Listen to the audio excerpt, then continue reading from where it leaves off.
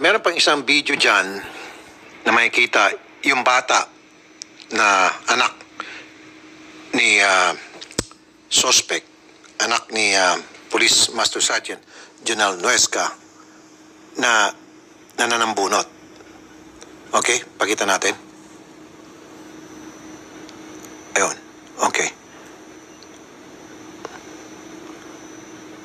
Alright, cut, stop. Okay. Marami sa inyo nagsabi na ang nag-provoke talaga dito ay yung bata. True. Pero hindi ko po sisisihin yung bata at dapat po hindi natin sisihin yung anak ni Police Master Sergeant Jonel Nuesca. Dahil number one, yung bata ho isinama ni Sergeant Nuesca sa eksena. Hindi naman pupunta yung bata niya kung hindi sinama nung tatay niya. Pangalawa, merong old saying na what monkey see, monkey do. Ang ibig sabihin po niyan, kung ano nakikita ng mga bata, ginagawa nila. Ano nakikita nila sa kanilang bahay, ginagawa nila. So, ibig sabihin, kung ano po yung pagmulat ng mata ng bata na kanyang nakagisnan, yun lang po ang ginagawa niyang pag-react sa any given situation. In this case, violente po ang pamamahay ni Police Senior Master Sergeant Nuesca na ever since talagang nasa Zoom? Nasa Zoom meeting daw po ang mga taga-IAS, sir. Okay. Sige, mag-meeting pa more kayo. Alam niyo itong mga taga-IAS, nung panahon pa ng nasa kabilang istasyon po kami, gamit ang Tough Mama Appliances, ang reliable home buddy mo. Mabibili ito sa mga supermarket. ang sertipikadong murderer po ito. And then, Yung tapong, opo, yung anak ko po. oh, Anak kong 12 anyos lang po. 12 years old, sasagasaan niya. Opo. Okay. Tapos, meron din pong pangyayari na nakainom po siya, bigla po niya sinugod uli si Frank.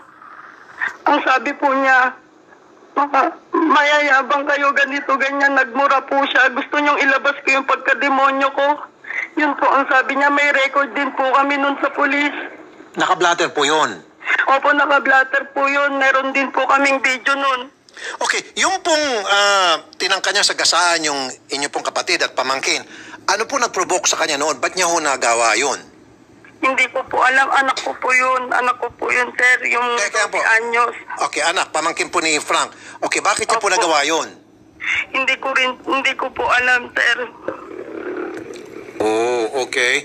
Now, ma'am, nabanggit niyo sa amin kanina sa baba, nagmula po ang gusot na ito, lahat ay sapagkat meron pong ibinebentang lupa yung inyo pong mother. Opo. Si Nanay Sonia kay pulis. Opo. Opo. And then, hindi po nagkaunawaan hanggang sa bandang huli, si Nanay ni-refund na lang po yung 40,000 para tapos ng problema. Tama? Opo. However, Ganito po yun, sir. Sige po. Nagbenta po yung nanay ko ng lupa para po magka-right of way sila. Di binili naman po nila. Humingi po ng 40,000 yung nanay ko para po sa titulo. Pagkatapos po, hindi po nagtagal, binawi po nila. yung 40,000, buo. Opo, buong-buo po yun. Nakaano rin po yun sa barangay. Sa barangay ho, nagkasolian po ng pera. Okay. After noon, kinasuhan niya yung mother ko ng estafa, mangloloko, ganyan. Ang dami niyang inaano sa nanay ko. Teka muna, matapos niya matanggap yung pera, yung refund, saka siya nagkaso. Opo. Oh, paano pa maging estafa yun? Nakuha na niya yung pera. Kaya nga po. Okay, na-dismiss po yung kaso, tama? Opo, na-dismiss po yung kaso. Pero hindi po niya matanggap-tanggap pa rin yung tungkol sa transaksyon na yon, kaya nagtanim pa rin siya ng galit. Opo. Oh. Marami na po silang ginagawa pero hindi po kami uma-action para po walang gulo. Pero sila po ang nag-uumpisa po talaga ng gulo. Kaya kung makikita nyo sa video, hindi naman po lumalaban yung kapatid ko tsaka ang nanay ko eh. Okay. Yung misis po kasama din sa pangharas. Tuwing Ano po? nagkakaroon po ng problema sa pagitan ng pamilya niyo at Opo, pamilya nila. Kasama niya po buong pamilya niya, pati yung anak niya, tuwing may mangyayaring ganun. Palagi po niyang sinasama yon. At tuwing mag-iskandalo siya, tuwing harasin niya yung pamilya niyo, bit-bit niya ang kanyang misis at kanyang anak. Opo, totoo po yun. At bakit daw po? Para mag-video yung anak, taga-video. Yun, ganun din po. Opo. So ginawa niyang videographer yung kanyang anak sa lahat ng katarantaduhan niya. Okay. Ma'am, Po. pasensya na po. I have to ask you this. Ano po yung immediate na naramdaman po ninyo matapos pong mangyaring insidente at ngayon nabalitaan nyo nakakulong na po itong si Police Master Sergeant Jonel Nuesca? Siyempre po, sobrang sakit naman po. 2 buhay po ang kinuha niya. Hindi sapat ang kulong para sa kanya. Kasi 2 buhay po yung kinuha niya sa amin.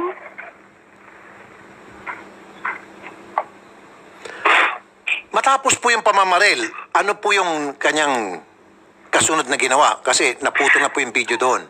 Naglakad siyang parang walang nangyari. Normal na lakad. Kasama niya yung anak niya. Naglakad, parang wala nangyari, pauwi ng bahay. Opo, pauwi ng bahay. Tapos doon na po siya tumakas. Doon na po siya pumuntang Rosales. Yung anak niya po, ano naging reaksyon matapos makita yung pamamaril? Pati misis, ano po naging reaksyon? Wala po. Parang normal lang din po. Parang sanay na po yung anak niyang ganun. Maging yung misis niya po. Opo.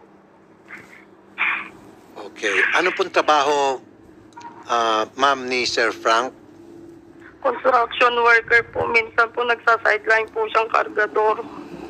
Okay, para makatulong po sa pamilya. Opo, kasi po may anak po siya, sir. Ilang taon po yung bata? 1 taon po, sir.